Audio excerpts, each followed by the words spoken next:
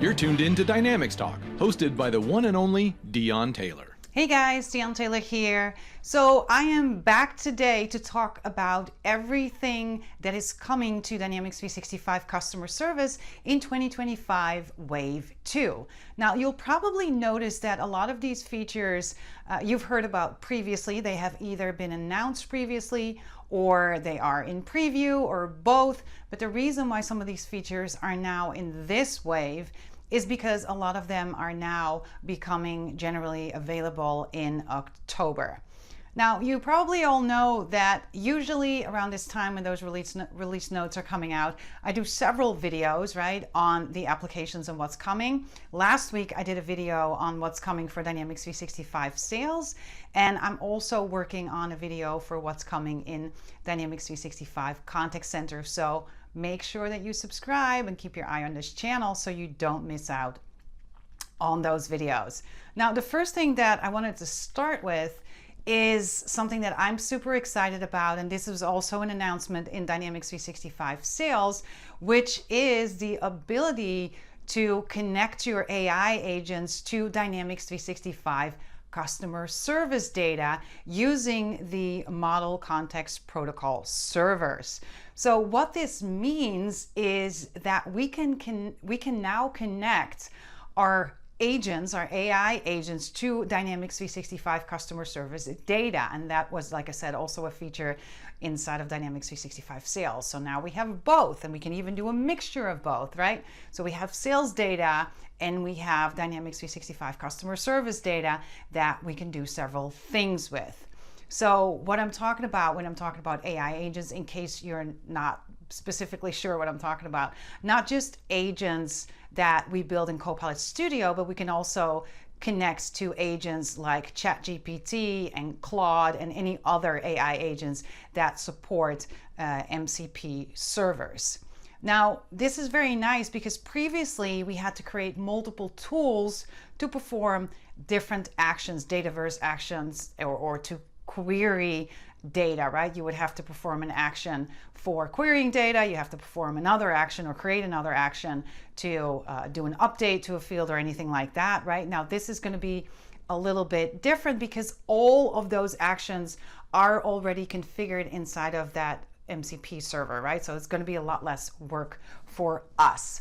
Now, some of the actions that will be available as part of that MCP server is currently creating or updating cases from Dynamics 365, creating case notes, listing cases, listing and updating accounts, and also being able to send draft emails as well. So that's a whole slew of those different things that we can now do that I am super excited about.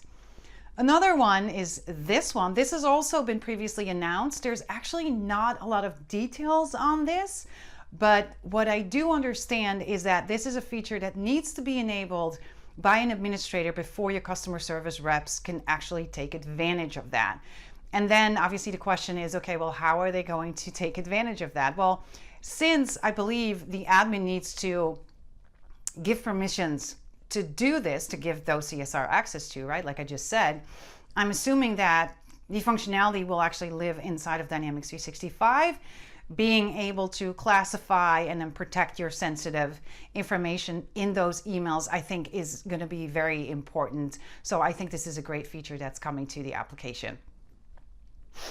This is one that you've also already heard about, hopefully, because I've actually written an article about this, and I also have a video on this, the Customer Knowledge Management Agent. It was released in 2025 Wave 1, as you probably know, and I did that video in May of 2025. So if you want to go back and take a look at that, you definitely can. This is an autonomous agent that could actually autonomously, right, create knowledge articles based on case data. So basically the way that that works once you have the agent up and running is that if your reps close a case, it can use that information of that closed case to generate knowledge articles, right? If you want more details about this, definitely check out that video that I did on that previously. But very, very impressive, super cool agent to be able to use that in the flow of work. And then this is an interesting one. And I noticed there are a couple of features that have everything to do with the email templates that we can manage inside of Dynamics 365 Customer Service. So if this is going to be interesting to you, it really depends on are you or is your organization utilizing these email templates inside of Dynamics 365 Customer Service. Because if you're not, then this is probably not going to be very interesting to you. Now, this one has actually been in preview since April of 2025. And what this does, this actually allows us to add prompts to email templates instead of just that static text, right? So you can put a prompt in there of what you want Copilot, what type of data you want Copilot to populate. And then when the template is actually used for an email, inside of an email, right, then Copilot will actually generate content from that prompt. So this is really going to help your customer service write these emails a lot faster. Another feature is this guy. I really like this one. This is the Copilot-powered email template recommendation. So if your organization has a lot of email templates, when they are creating these email messages, they probably have to search through all of your email templates, and that could usually take a long time to find the correct email template, right? So with this guy, Copilot will actually populate the email template that it thinks that your customer service rep is wanting to use, right? Now, the email needs to be tied to a case for this to work. And you also have to keep in mind that the billing of this function or feature or whatever you want to call it is going to go also through those Copilot Studio messages, right? So there is a separate billing for those things as well. And then we have another one related to email templates. That's the ability to tag these email templates with a line of business. So the way that works is your administrator will actually go in and it will tag, it will create, I'm assuming, those line of businesses inside of the application, and then they can go in and tag those email templates with those lines of businesses. And that is going to help us find those email templates faster. Now, again, if you're using that previous feature, I don't know how much that's going to help you, because if Copilot's already utilizing that. But then again, right, we can also use Copilot or the line of businesses with the intent agent, but I'm going to talk about that a little bit later. This feature actually has everything to do with the intent agent that I also wrote an article about and did a video about as well, right? The intent agent is actually used to understand why a customer is reaching out, really trying to understand the intent, right? The way that it then works, it will then create intents, and those intents can be linked to intents groups, right? So for example, laptop issues can be an intent, and then you can have different laptop issues, like I'm getting a green screen on my laptop is not charging. Those can be the different intents. And then there's some other things as well, but I would definitely recommend checking out that video that I did previously.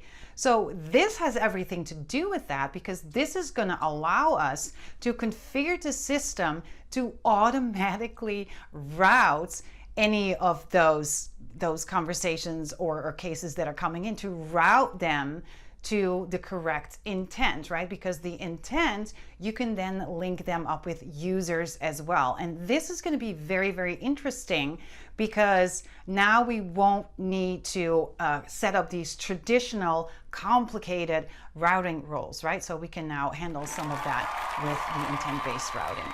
And also, if you want certain things to use intent-based routing and other things not to use intent-based routing, that might be a possibility as well for you to do that. So definitely something worth looking into. This is another one. Here's another autonomous agent that's going to help manage our cases, and that's the case management agent. Also, another video that I did on this agent, you can see on my channel as well. This one is in preview since past April, so we've been able to play around with this a little bit. And what this does is it really streamlines the creating and the updating of cases inside of Dynamics 365 Customer Service. So if you have conversation coming in, the agent will extract the relevant data from chats and messages to then automatically generate a case, and it will use that data, right, to populate the data in that case. Now, this is obviously also going to help with reducing of human errors, right, so that we're making sure that the right information is extracted and then put in those cases. And there's also a component in there as well that can then autonomously follow up with your customers that belong, right, that case belongs to. Again, check out the video for more details if you want to learn more about that. Now, this one I feel is a very, very important one. We have been asking for this for quite some time because, right, if you create your own model-driven app, and the model-driven app, you want to be able to receive chats in there. So you want to be able to utilize those omni-channel capabilities, right? Receiving a chat, a WhatsApp chat, etc. All of those types of things that we are currently doing in the customer service workspace app, right? We were not able to create our own multi-session apps because that's really what that means, right? If you want those omni-channel capabilities, you can only get those in a multi-session app. And guess what? This feature is now going to allow us to create custom multi-session apps. If you currently have, again, a model-driven app that you've created previously, you can now turn that into a multi-session app and then do those things that you can do today in Customer Service Workspace. I love this feature. It's a small one, but it's such a big one at the same time. And this is actually done from the Copilot Service Admin Center application. That's where you can put this, or you can basically transform your regular model-driven app into a multi-session app. The only thing you have to kind of think about is that any of the system apps that are already in here, like the Sales Hub, if you wanted to turn the Sales Hub into a multi-session app, unfortunately, it does not allow you to do that, only custom apps. So that's something that you definitely want to think about. This one's been around also for quite some time, preview since October of 2024, and this one was announced in 2024 Wave 1, so that was a little while ago, but still a very important one, right? Being able to automatically restore all of the sessions that were open, all of the tabs, all of those different things, right? So that if your browser crashes or by mistake you close the browser, you don't have to manually go in and reopen all of those tabs and all of those sessions, right? Because that was a problem that we faced previously. We closed it or it crashed and then you had to go back in and it would not remember those different tabs and the sessions that you were on. So I really like this feature as well. And then here we have one, the ability to perform bulk actions on filtered conversations. Now, I'm going to talk about the benefits of this here in a second, but the first thing that I wanted to mention is that this is actually a feature that will be enabled for supervisors, and they can use this feature, I should say, by navigating to the omnichannel real-time analytics dashboard. They can go in there and then they can start by filtering large volumes of conversations on different things like intents and intent groups, and the queue status, time frame, etc. Now, you actually have the ability, according to the documentation, to either use natural language to do the filtering or to just go ahead and, start filtering by the different columns in there. And the actions that these supervisors can then take is, for example, right, I have 100 conversations and now I can assign them to a queue, or I can start sending them wrap-up messages, right, to the customers where the conversations is done and we're going to wrap up. We can start sending the closing in. We can start transferring conversations. We can send customer service rep notifications, right? All sorts of things like that, again, according to the documentation. That's all I can really talk about because this is not out yet, not out in preview. The preview is coming though. It's not too far away. Preview is in September of 2025. So it's, like I said, very close. Cannot wait to get my hands on this. So that's all I have for Dynamics 365 customer service, right? 2025, Wave 2, everything that's coming. Let me know in the comments which feature that you are very excited about. Would love to hear that. And like I said, the next video is going to be about what's coming in D365 Contact Center. So make sure you don't miss it. I hope you enjoyed this video, and if you did, don't forget to smash that like button. Again, don't forget to subscribe so you'll never miss another video again. Thanks so much for watching. Until next time.